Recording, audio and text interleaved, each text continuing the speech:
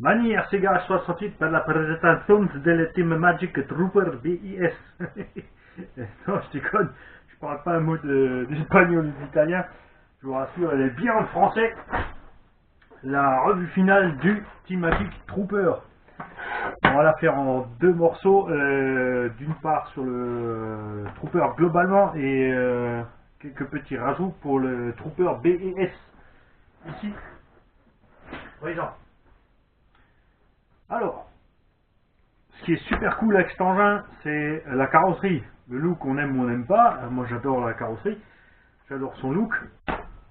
Et là où Team Magic a fait de gros efforts, c'est sur la protection de cette carrosserie. Ils l'ont équipé sur le museau d'une prise d'air en plastique très souple et très épais, tout comme sur le toit. Donc les principaux endroits où on impacte lors des retournements, etc., etc. Et ils ont consolidé le tout par des fixations latérales supplémentaires ici. Il faut que la carrosserie entière est comme une cage, toujours assez souple pour plier mais ne pas se briser sur les vraiment gros impacts, hormis effectivement dans les températures très froides en hiver. J'aurais dû en fait faire un brevet sur ce truc, puisque je pense que ça vous rappelle les petites barres de toit de Tonton Mani qu'il utilise depuis un bon moment, longtemps avant que ceci n'arrive ici. Mais eux ils sont moins feignants, ils ont assuré et ils ont fait le truc.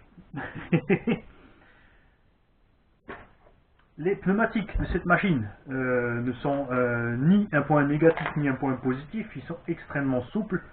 Une très bonne accroche dans le tout-terrain, comme c'est un véhicule tout-terrain, donc dans la boue, en forêt, dans les gravats, etc. Un très bon pneu. Le souci est que, comme il est très très mou, vous pouvez voir ici, ça devient délicat de conduire cet engin sur des surfaces dures lorsqu'on roule vite. Comme d'origine il est fourni avec un combo 4S, ces pneus suffisent largement. Et comme ils ont une très grande paroi très molle, encaissent aussi beaucoup de chocs que pourrait subir la machine. La suspension est aussi très bien faite d'origine, les réglages sont très bons, les amortisseurs eux-mêmes aussi très solides. Je n'ai jamais plié de tige d'amortisseur ou une fuite sur aucun de mes troopers. Les tiges d'amortisseur sont en 4 mm et ils ont la bonne idée aussi de faire le filetage en M4. Beaucoup de constructeurs font des tiges en 4 mm mais des filetages en M3. Donc généralement on casse un ras de la biellette la tige en deux quand même. Team Magic n'a pas fait cette erreur. Le pare-choc, comme on attaque dans l'ordre, suit le système de HPI sur le Savage, c'est-à-dire les deux barres en V et devant qui se compriment lors des impacts. L'erreur que n'a pas fait Team Magic, c'est de le faire trop souple comme c'est le cas sur le Savage et que les tiges de bras de suspension supérieur ne sont pas maintenues par ceci. Souvent sur le Savage on va perdre les tiges. Mais ceci n'est pas une vidéo comparative, vous faites bien donc de taper sur l'ordinateur pour me le rappeler. Je vais arrêter parce que sinon moi je pars dans tous les sens. Vous me connaissez, on fera une vidéo comparative de cet engin avec le Erevo fourni par Fabrice, merci Fabrice, le Arma Creighton fourni par Fabien, merci Fabien, le Sen Colossus fourni par Mani, merci Mani, le Obao Hyper MT fourni par Mani, merci Mani, le Axel Yeti XL fourni par Mani, merci Mani, et le Team Magic Trooper fourni par Mani, encore merci Mani.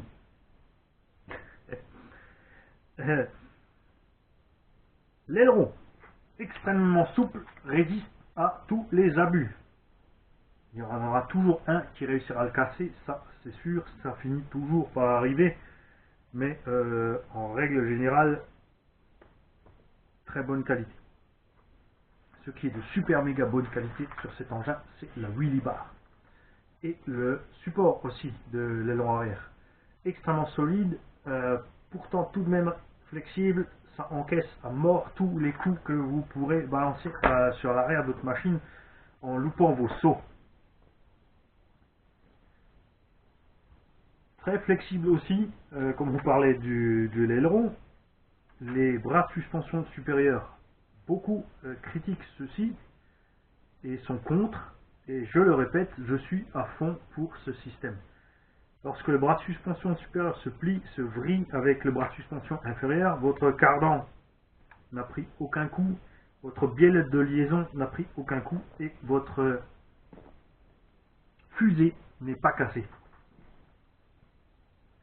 Si forcément vous êtes mauvais perdant, vous faites des courses et vous vous retrouvez coincé à cause de ceci, vous n'allez pas être content. C'est un engin de loisir, pas de compétition. En loisir, j'évite toujours les gens qui ont cet esprit de compétition, qui sont prêts à vous rentrer dedans, qui sont toujours fanats de leur machine qui est meilleure et qui sont donc très mauvais perdants.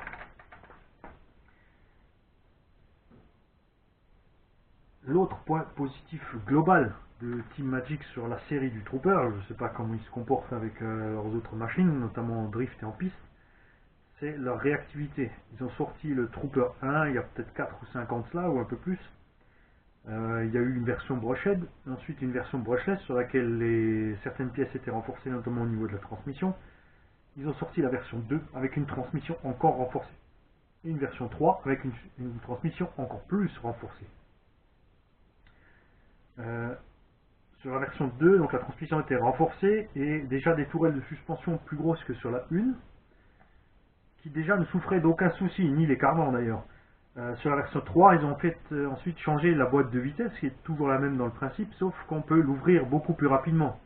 C'est une des boîtes de vitesse sur laquelle on accède le plus rapidement sans différentiel central que j'ai jamais vu en RC. Il y en a peut-être d'autres, je ne les connais pas, n'hésitez pas à me laisser un petit lien sous la vidéo pour me les montrer. Vous avez 4 vis ici en dessous et vous êtes sur votre différentiel central en moins d'une minute chrono.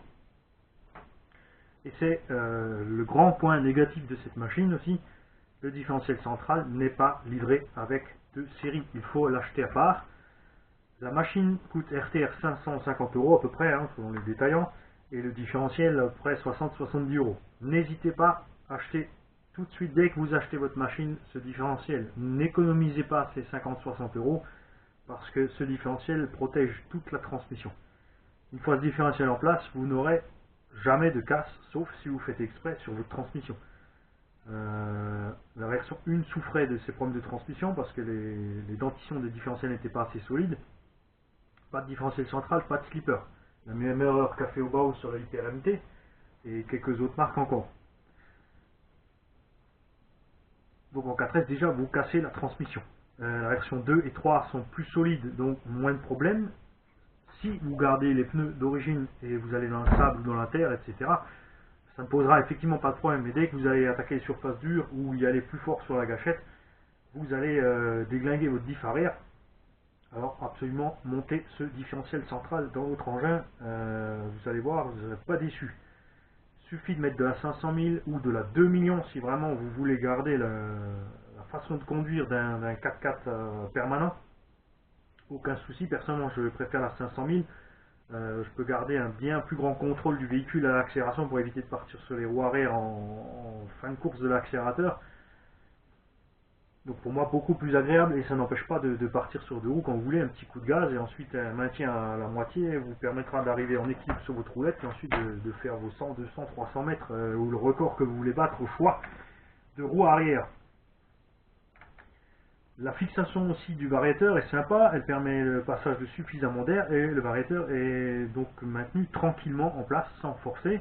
Un petit double face en dessous et le petit capot au-dessus qui lui permettre d'être un peu en mouvement mais sans plus.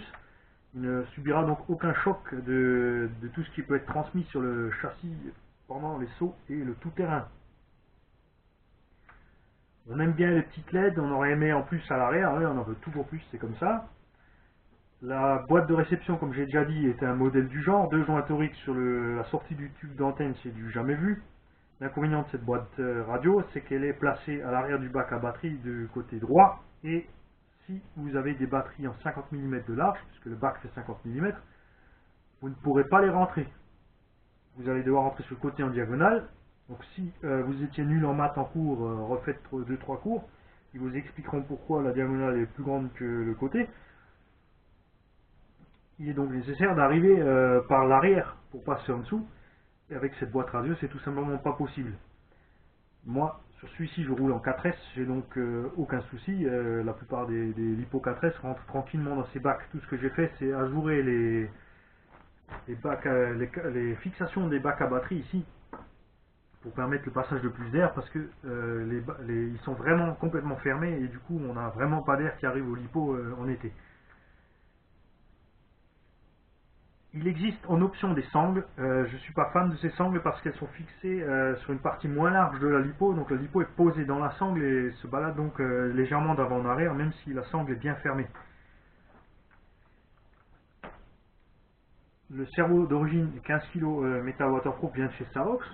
Très bon cerveau, aussi bon que le cerveau qui est disponible chez Arma de série sur leur véhicule qui est aussi étanche et 15 kg à peu près. La direction étant très bien faite, on a aucun souci de ce niveau-là, niveau angle de braquage et ni réaction de la direction sur les différents travaux de la suspension en mouvement. La direction réagit vraiment très bien. Le véhicule est très facile à contrôler. Le kit RTR aussi arrive avec une radio que certains ont critiqué, mais ils n'ont pas lu toute la notice. La radio d'origine est géniale dans le fait qu'on peut en moins de 2 régler les débattements des gaz ou de la direction. Alors, la direction, personnellement, ça ne me sert à rien. Par contre, le débattement des gaz, c'est super. Si vous voulez laisser conduire un gamin avec le véhicule, vous pouvez le brider en quelques secondes à 25% des capacités du véhicule, ou plus s'il est capable de le faire. Et vous pouvez donc lui donner les yeux fermés, il ne risque pas de détruire le véhicule. Tout comme de nombreux thermistes persuadés de savoir rouler super bien, qui ont tous le même souci quand on leur donne la gâchette d'une brushless, c'est qu'ils vont mettre la poignée dans le coin comme sur leur chef thermique, attendre que le moteur monte dans les tours, que l'embrayage prenne, que le véhicule puisse partir. Donc 1, 2, 3, le thermique est parti. Non, le brushless, c'est t'appuies, t'es parti. Ton réaction est 0, c'est direct. Donc là,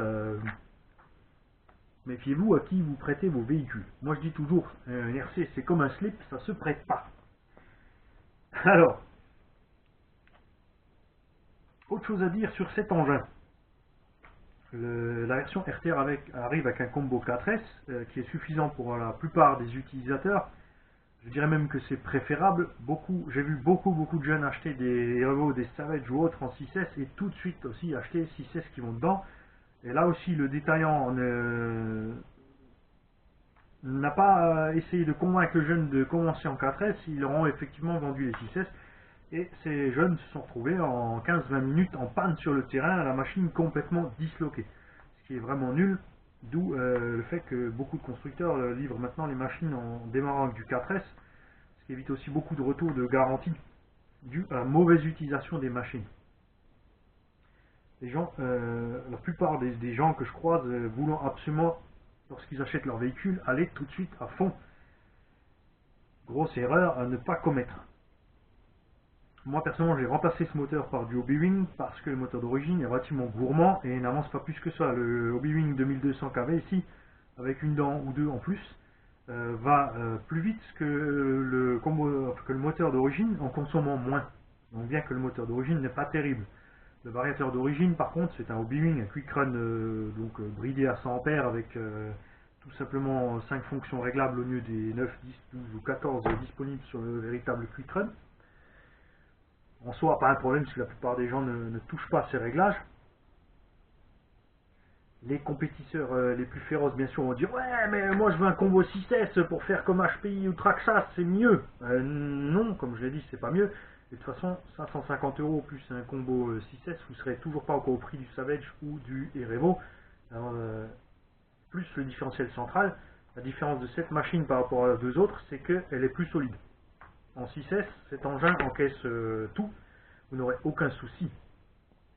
Contrairement aux deux autres, qui sont là depuis déjà pas mal de temps d'ailleurs, et il est grand temps que Traxxas et HPI fassent des améliorations notables sur ces deux machines.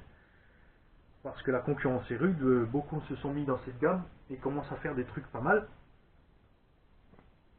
Donc voilà. Est-ce que j'ai autre chose à dire ? Oui, n'ayez pas peur de ces petites tiges 3 mm, je l'ai déjà dit, elles sont en acier trempé. Lorsque le triangle va effectuer son exercice de yoga après le gros choc, elles ne seront pas tordues.